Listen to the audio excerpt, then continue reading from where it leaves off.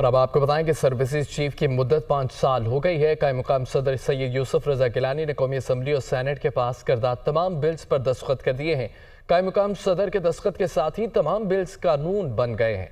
Bills कौमी assembly और senate में कसरत राय से मंजूर किए गए। वज़ीर दिफा ख्वाजा आसिफ ने बिल्स दोनों ऐवानों में पेश किए। पाकिस्तान आर्मी एक्ट 1952 में तरमीम का बिल कसरत राय से मंजूर किया गया। पाकिस्तान एयरफोर्स एक्ट 1953 में तरमीम का बिल और पाकिस्तान नेवी एक्ट 1961 में तरमीमी बिल भी कसरत राय से मंजूर किए गए। पाक फौज में जनरल की रिटायरमेंट के कवायद का इतलाक आर्मी चीफ पर नहीं होगा। तैनाती, दोबारा तैनाती या एक्सटेंशन की सूरत में आर्मी चीफ बतौर जनरल काम करता रहेगा। बिल का यह मतन था, सर्विसेज चीफ की मुद्दत 5 साल होगी। अस्सलामुअलैकुम, आप देख रहे हैं दुनिया न्यूज़। मैं हूं इमरान यूसुफ। हर सब जान चुके हैं। बुलेटिन के आगाज़ में आज की बड़ी खबर यह है कि तीनों सर्विसेज चीफ की मुद्दत मुलाजमत 3 से बढ़ाकर 5 साल कर दी गई है। आर्मी चीफ समेत तमाम सर्विसेज चीफ की मुद्दत मुलाजमत 5 साल करने का बिल कौमी असम्बली और सेनेट से मंजूर। बिल कसरत राय से मंजूर किए गए।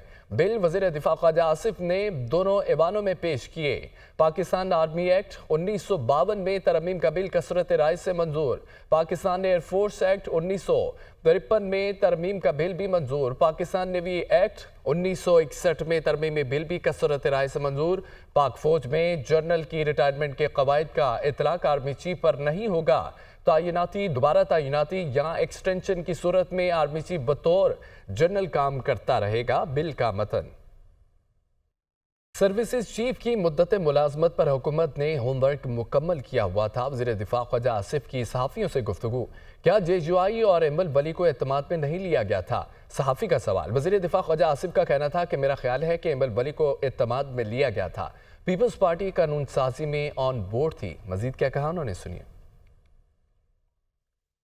सर, ये कोई सरप्राइज था या गवर्नमेंट को ऑलरेडी इस पे होमवर्क किया हुआ था? सर्विसेज चीफ्स की मुद्दत नहीं, होमवर्क हुआ सर, इस पर JUI और एमल वली खान साहब को भी इत्माद में नहीं लिया गया। वो भी कह रहे हैं हमारे लिए भी सरप्राइज था। नहीं, मेरा ख्याल है एमल वली को इत्माद में लिया गया। और sir, People's Party on board है इन तमाम बिल्स पे? सरबरा JUI मौलाना फजल रहमान का कहना है कि आर्मी चीफ की मुद्दत मुलाजमत में तोसी देना इंतजामी मामलात होते हैं। हर हुकूमत अपने इख्तियारात के तहत फैसला कर सकती हैं। ज़ाती तौर पर इसके हक में नहीं हूँ। दहशत गर्दी के हवाले से पहले ही इख्तियारात काफ़ी हैं। हमें पाकिस्तान को सिविलियन स्टेट के तौर पर मुतारिफ कराना है। उन्होंने इस्लामाबाद में प्रेस कॉन्फ्रेंस के दौरान मजीद ये भी कहा है कि हुकूमत इंसदाद दहशत गर्दी एक्ट में तरमीम करना चाहती है। मुस्लिम लीग नून पीपल्स पार्टी को ऐसे एक्ट को पास करने से गुरेज करना चाहिए। क्या ये नया एक्ट आइन का तकाजा होगा? ये आइन पार्लियामेंट और 26वीं आइनी तरमीम की तौहीन है।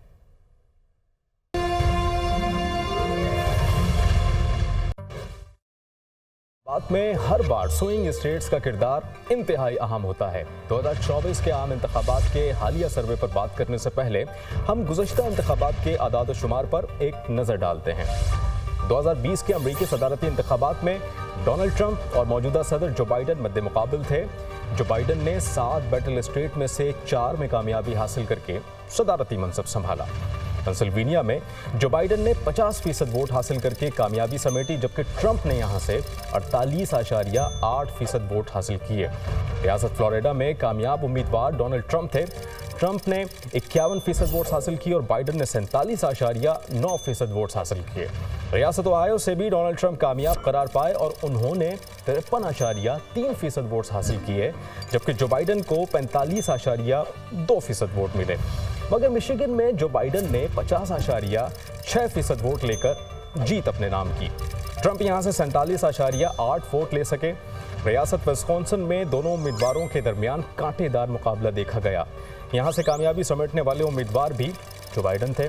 उन्होंने 49.4% वोट, जबकि डोनाल्ड ट्रंप ने 48.8% वोट हासिल किए। रियासत नॉर्थ कैरोलिना में भी दोनों के दरमियान सख्त मुकाबला रहा, मगर यहां से डोनाल्ड ट्रंप 49.9% वोट लेकर जीते और जो बाइडन को 48.6% वोट मिले। जॉर्जिया से कामयाब होने वाले उम्मीदवार जो बाइडन थे। यहाँ भी मुकाबला सख्त रहा और जो बाइडन 49.5% वोट जबकि डोनाल्ड ट्रंप 49.2% वोट्स भी हासिल कर सके थे। मगर 2024 के अमेरिकी इंतखाबात में बैटल ग्राउंड स्टेट्स में जीत का पासा किस तरफ पलटेगा? कामला इंतखाबी जंग जीतेंगी या ट्रंप कार्ड चलेगा? फैसला सिर्फ कुछ घंटे की दूरी पर है।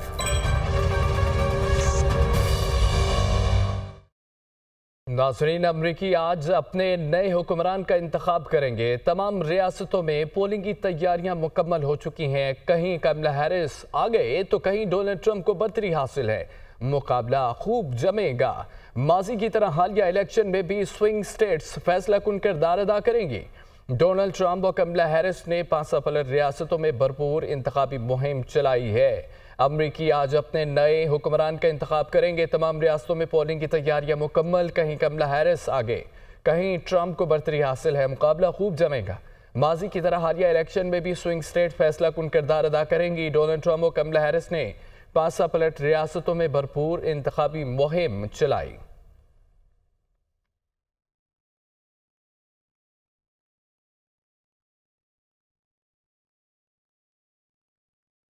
अमेरिका में सदारती इंतखाबात, कमला हैरिस और डोनाल्ड ट्रंप की वोटर्स को कायल करने की आखिरी कोशिशें।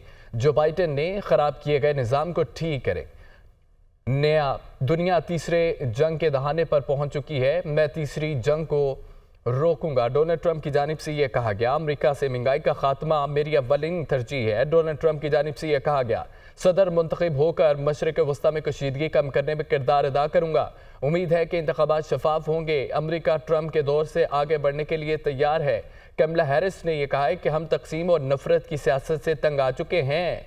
आपको बताएं कि अमेरिका में सदारती इंतखाबात, कमला हैरिस और डोनाल्ड ट्रंप की वोटर्स को कायल करने की आखिरी कोशिशें जारी हैं। जो बाइडन के खराब किए गए निज़ाम को ठीक करेंगे। डोनाल्ड ट्रंप ने कहा है कि दुनिया तीसरी जंग के दहाने पर पहुंच चुकी है। मैं तीसरी जंग को रोकूंगा। अमेरिका से महंगाई का खात्मा मेरी अव्वलीन तरजीह है। अमेरिका में सदारती इंतखाबात गहमा गहमी उरूज पर है। अमेरिकी रियासत न्यू जर्सी में भी कमला हैरिस और ट्रंप में कांटे का मुकाबला मुतवक्के है। कमला हैरिस और डोनाल्ड ट्रंप ने न्यू जर्सी में भरपूर इंतखाबी मुहिम चलाई। इसी वाले से तफसीलात बता रहे न्यू जर्सी से हमारे नुमाइंदे मोहम्मद इशफाक। जी इशफाक, बताइए। जी बिल्कुल, अमरीकी सदारती इलेक्शन से मुतल्लिक आज इंतखाबात होने जा रहे हैं। पूरी दुनिया की नज़रें आज के इलेक्शन पर हैं। हमने इस हवाले से अमरीकी रियासत न्यूयॉर्क, कैलिफोर्निया, वर्जीनिया, जॉर्जिया और उसके साथ साथ एरिज़ोना, टेक्सास समेत दीगर रियासतों का जिक्र किया। तो आज हम अमरीकी रियासत न्यू जर्सी की बात करेंगे। अमरीकी रियासत न्यू जर्सी के हवाले से सबसे अहम चीज़ ये है कि 1992 से लेकर आज तक डेमोक्रेट का जो सदारती उम्मीदवार है वो इस रियासत से जीतता आया है। इस रियासत को डेमोक्रेट का गढ़ भी कहा जाता है। अगर साल 2020 की बात की जाए तो सदर जो बाइडन इस हवाले से 57.34 वोट लेकर कामयाब हुए थे, जबकि डोनाल्ड ट्रंप 41.40 वोट लेकर दूसरे नंबर पर रहे थे। और अमरीकी रियासत न्यू जर्सी के हवाले से हम ये भी बात करें तो जो आबादी की तादाद है वो तकरीबन 93 लाख, जबकि वोटर्स की तादाद 66 लाख के करीब है। और इस रियासत का सबसे बड़ा मसला गैर मामूली तौर पर सैलाब का आ जाना है, जिससे तबाहकारियाँ होती हैं।